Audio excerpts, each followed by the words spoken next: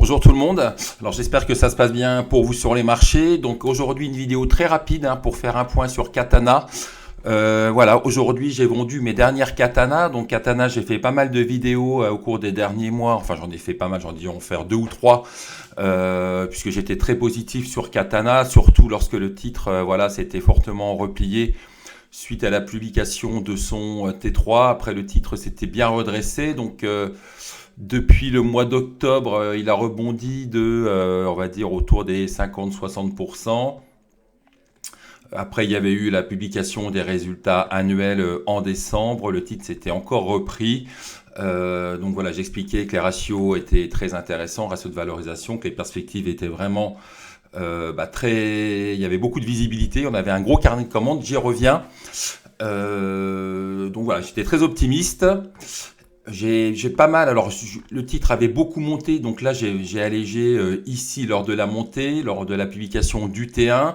J'ai allégé ici lorsqu'on avait, il y a eu il y avait la crise bancaire, la crise de confiance dans le secteur bancaire, et là je viens de vendre ma dernière ligne ce matin à l'ouverture à 7 euros. Alors pourquoi j'ai vendu? Alors d'ailleurs ce qui suivra, c'est un extrait de ma newsletter de ce week-end qui date de quelques jours. Pourquoi j'ai vendu? En fait j'avais pas mal, j'avais des craintes concernant le carnet de commandes, puisque je vous rappelle que le carnet de commandes était vraiment plein comme un œuf, on va dire. On était sur un carnet de commandes de 500 millions.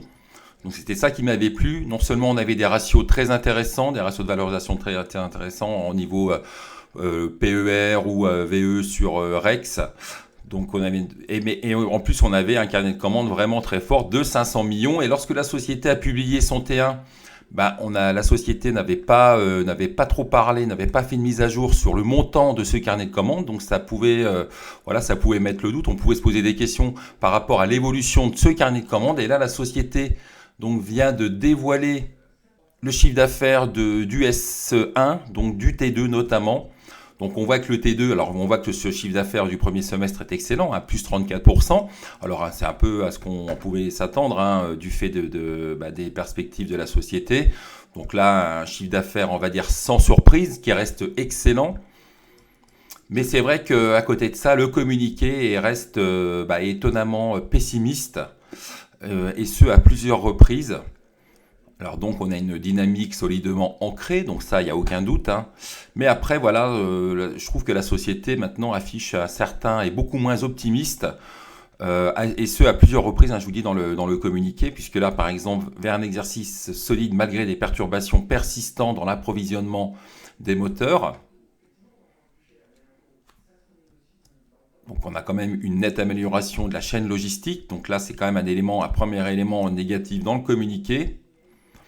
La société donc en remet une couche, puisque là elle dit que l'approvisionnement en moteur demeure un point de difficulté. Le partenaire motoriste de Katana ne parvient toujours pas à honorer le rythme des livraisons. Le groupe souhaite rester prudent sur ses prévisions chiffrées pour l'exercice en cours. Donc c'est vrai, il est acté que cet exercice 2023 sera en forte croissance. On devra avoir aussi un S2 du même niveau. On devra avoir une rentabilité aussi en forte hausse, peut-être de l'ordre avec un RO de plus 30, plus 40. Là, on nous parle maintenant de la situation géopolitique, avec inflation et la hausse des taux d'intérêt sont autant d'éléments susceptibles de contracter plus ou moins la demande. Donc là, ce qu'ils sont en train de nous dire, c'est que finalement, il y a peut-être moins de commandes qui sont en train de rentrer. Là, on a un élément positif, donc la société reste prudente. Et puis surtout, donc voilà, on a beaucoup de prudence donc dans le communiqué. Et puis surtout, on n'a pas de mise à jour sur ce carnet de commandes. Donc voilà, ça donne un peu l'impression que le carnet de commandes doit être en baisse. Et donc c'est pour ça que, c'est pour cette raison que j'ai vendu ma dernière ligne de Katana.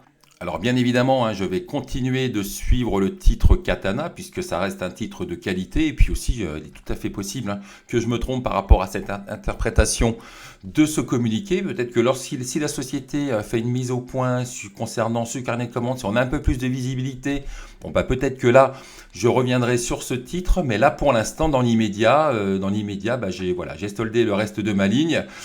Donc j'avais soldé ici dans la montée, là ici, et puis là à l'ouverture ce matin. D'un point de vue technique, bah là le titre a ouvert sur un gap baissier. Et pour l'instant, on voit qu'il a ouvert au plus haut et pour l'instant, on voit que la pression baissière, alors là, on n'est que mardi, hein, on n'est que mardi, il est 10h30. Pour l'instant, cette pression baissière bah, n'a pas l'air de s'estomper. Donc dans l'immédiat, ce qui est tout à fait possible, c'est que les cours reviennent au contact de cette zone de support là des 6,60. Donc je vais regarder, hein, j'ai observé le titre, hein, de voir comment il réagit hein, sur cette zone de support. Après, si cette zone de support venait à lâcher, là on aurait un petit support ici sur les 6,34. Après, je pense que le seuil psycho des 6, la zone des 6, 5,80 pourrait jouer un rôle. Mais voilà, en tout cas, je vais rester attentif hein, sur le titre.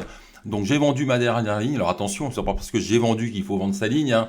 Moi voilà, ce n'est qu'une interprétation de ce communiqué, mais c'est vrai que étant donné que la société voilà, ne communique plus sur son carnet de commandes, il y a tout lieu de penser bah, que les perspectives qui étaient bonnes, elles sont très bonnes encore d'ici la fin d'année. Peut-être qu'elles vont commencer à s'assombrir à partir de 2024.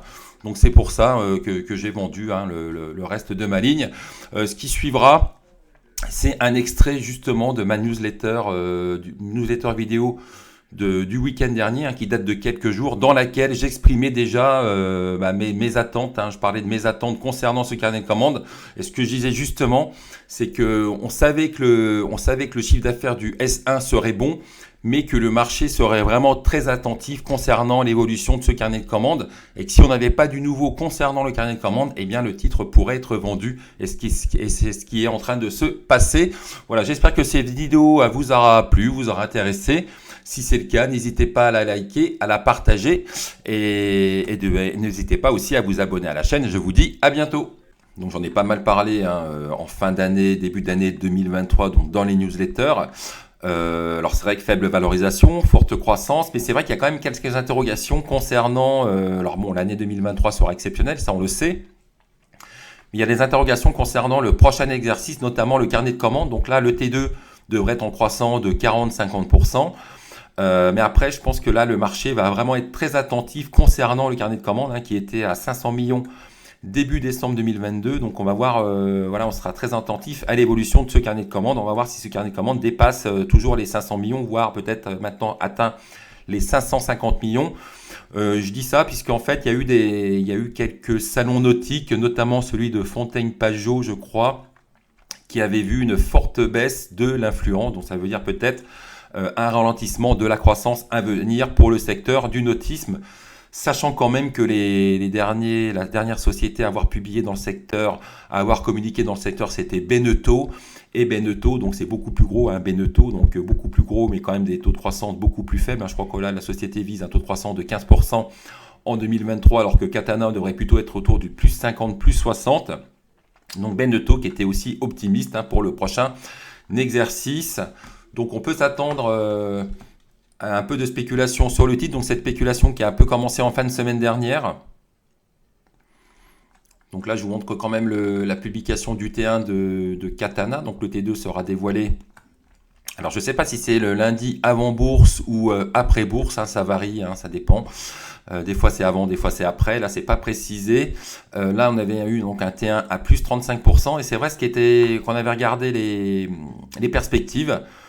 La société avait été assez évasive concernant le carnet de commandes. Alors bien sûr, il était solide, hein, mais là, il n'y avait aucun chiffre hein, qui avait été dévoilé, alors qu'à l'issue des résultats annuels qui avaient été dévoilés début décembre 2022, on était sur un carnet de commandes de 500 millions. Donc vraiment, le carnet de commandes, je pense qu'il sera à suivre de près. Donc même si on a un bon T2 et qu'on a un carnet de commandes un peu décevant, eh bien peut-être que là, le titre pourrait subir des prises de bénéfices. Et au niveau donc de la config,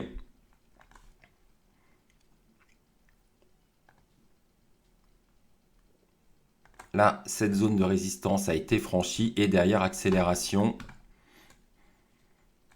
Donc voilà, on peut s'attendre à un peu de spéculation sur le titre, hein, surtout si la publication a lieu lundi soir après la clôture des marchés.